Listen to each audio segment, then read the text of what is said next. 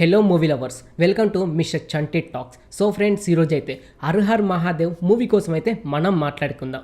ఈ cinema 2022 October 25న అయితే థియేటర్లో అయితే రిలీజ్ అవ్వడం జరిగింది. ఇప్పుడు చూసుకుంటే ప్రైమ్ వీడియోలో అలాగే జీ5లో అయితే తెలుగులో కూడా స్ట్రీమింగ్ అయితే అవుతుంది.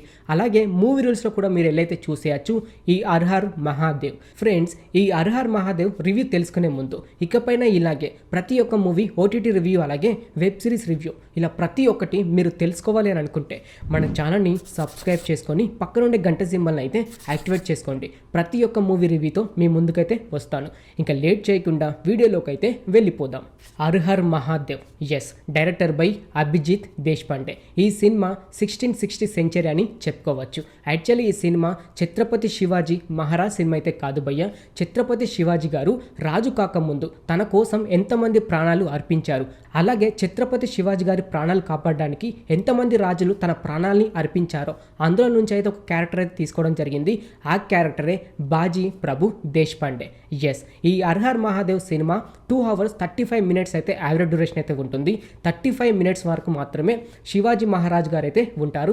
మిగతా 2 hours చూసుకుంటే కనుక ఈ బాజీ ప్రభు దేశ్పాండే గారు అయితే ఉంటారు. ఈ సినిమా కోసం మాట్లాడుకుంటే అఫ్జల్ ఖాన్ అనే రాజు ఇండియాలో ఉన్న ప్రతి ఒక్క దేవుని గుళ్ళను కూలగొడుతూ అలాగే హిందూస్ని చంపుతూ ఉంటాడు. అయితే ఇలా హిందూస్ని చంపుతున్న అఫ్జల్ ఖాన్ని ఛత్రపతి శివాజీ మహారాజ్ గారు అయితే ఈ అఫ్జల్ ఖాన్ అయితే మనందరూ తెలుసుగా చాలా పోస్టర్లు చూసే ఉంటాం. అది పులి గోర్ల అంటే పులి పంజ పెట్టేసుకొని అయితే ఈ అఫ్జల్ ఖాన్ అయితే చంపిస్తాడు.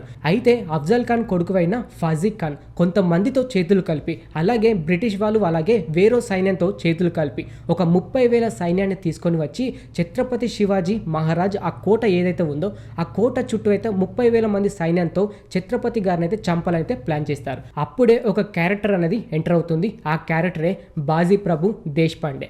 ఎస్, ఈ బాజీ ప్రభు ఛత్రపతి శివాజీ గారిని ఆ 30,000 సైన్యం నుంచి ఎలా కాపాడాడు, అలాగే ఈ కోట నుంచి వేరే కోటకు ఎలా సురక్షితంగా తీసుకెళ్లాడు అనేదే కాన్సెప్ట్. అయితే ఛత్రపతి శివాజీ గారిని కాపాడే సమయంలో ఇటు చూసుకుంటే సైన్యం 30,000 మంది నుంచి అయితే 15,000 మంది అయితే సైన్యం వేరే దాని నుంచి అయితే వస్తూ ఉంటారు.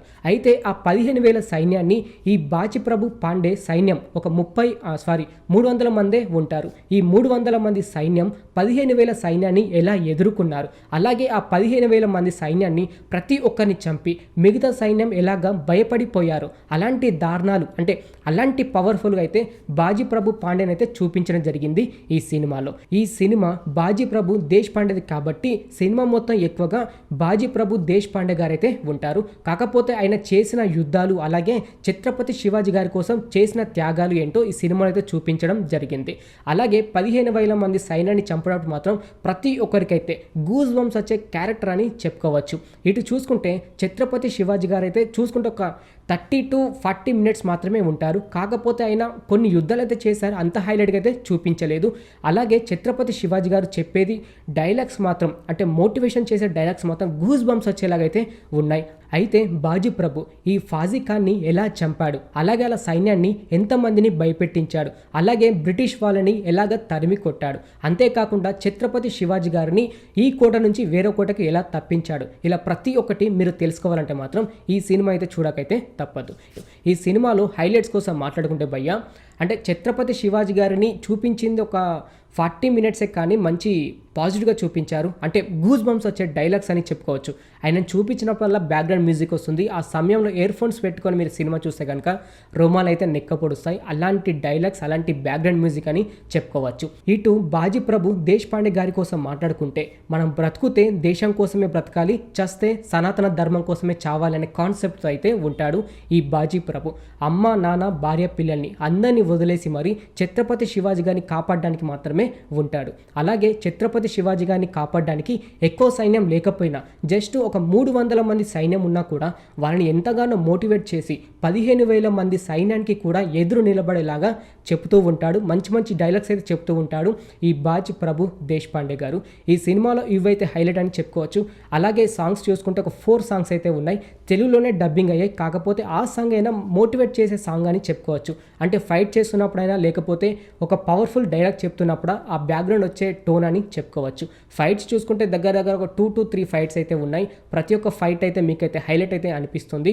అలాగే క్లైమాక్స్లో చూసుకుంటే చెప్పాను కదా 15,000 మందిని ఎలా భయపెట్టాడు, 15,000 మందిని ఆ 300 మందితో ఎలా ఎదుర్కొన్నాడు. ఈ ఫైట్ మాత్రం ప్రతి ఒక్కరైతే చూడాల్సిందే. అలాగే ఈ సినిమాలో మైనస్ పాయింట్స్ కోసం మాట్లాడుకుంటే బాజీ ప్రభు దేశ్పాండే గారు అంటే ఆయన ఇంటరాక్షన్ అయినప్పుడు అంటే తన క్యారెక్టర్ ఏంటంటే రివీల్ చేసేటప్పుడు మాత్రం కొంచెం బోరింగ్ అయితే ఉంటుంది. అలాగే వాళ్ళకంటే గొప్ప రాజులు ఏం చేసినా కూడా తల దించుకొని ఉంటాడు, కానీ దాని తర్వాత మాత్రం వాళ్ళ తలలు తీస్తూ ఉంటాడు. అదే అయితే హైలైట్ అయితే అనిపించింది. కాకపోతే ఒక 10 to 15 మినిట్స్ వరకు కొంచెం బోరింగ్ అయితే ఉంటుంది. దాని తర్వాత అయితే ప్రతి ఒక్కరైతే ఎంజాయ్ అయితే చేస్తారు ఈ సినిమా. అలాగే ఈ సినిమాలో పెద్ద మైనస్ పాయింట్స్ అయితే ఏమైతే లేదు. ఇంటరాక్షన్ మాత్రం కొంచెం స్లోగా అయితే అనిపిస్తుంటుంది. దాని తర్వాత చూసుకుంటే అంటే ఫైట్ సీన్ అంటే యుద్ధం చేసేటప్పుడు మాత్రం అక్కడక్కడ కొంచెం లాగ్ అయితే అనిపిస్తుంటుంది. మిగతా అంతా ఓకే అని చెప్పుకోవచ్చు. ఈ సినిమా ఫ్యామిలీతో చూసేయచ్చు, అలాగే చిన్నపిల్లలతో కూడా చూడొచ్చు. ఎలాంటి వల్గర్ సీన్స్ అలాగే వల్గర్ డైలాగ్స్ అయితే ఏమైతే లేదు. ప్రతి ఒక్కరైతే సినిమా చూసి అయితే ఎంజాయ్ అయితే చేయొచ్చు. అలాగే ప్రతి ఒక్క హిందూ చూడడానికి అయితే ట్రై చేయండి. ఎందుకంటే ఛత్రపతి శివాజీ గారి కోసం అయితే మన సౌత్లో చూసుకుంటే అంత నాలెడ్జ్ అయితే ఎవరికి ఉండకపోవచ్చు. ఎందుకంటే మనం ఎక్కువగా సినిమాలు అయితే చూడం కాబట్టి. ఇప్పుడు చూసుకుంటే అంటే నార్త్ నుంచి అంటే హిందీ లాంగ్వేజ్ నుంచి తెలుగులో అయితే వచ్చింది కాబట్టి ఒకసారి చూడడానికి అయితే ట్రై చేయండి, మీరు అందరూ అయితే ఇష్టపడతారు. ఓకే ఫ్రెండ్, చూశారు కదా her Har Mahadev OTT movie review. ఇంక ఇలాగే ప్రతి ఒక్క మూవీ రివ్యూ అలాగే వెబ్ సిరీస్ రివ్యూ ఇలా ప్రతి ఒక్కటి మీరు తెలుసుకోవాలనుకుంటే మన ఛానల్ని సబ్స్క్రైబ్ చేసుకొని పక్కన ఉండే గంట సింబల్ అయితే యాక్టివేట్ చేసుకోండి. ప్రతి ఒక్క మూవీ రివ్యూతో మీ ముందుకైతే వస్తాను. Thanks for watching.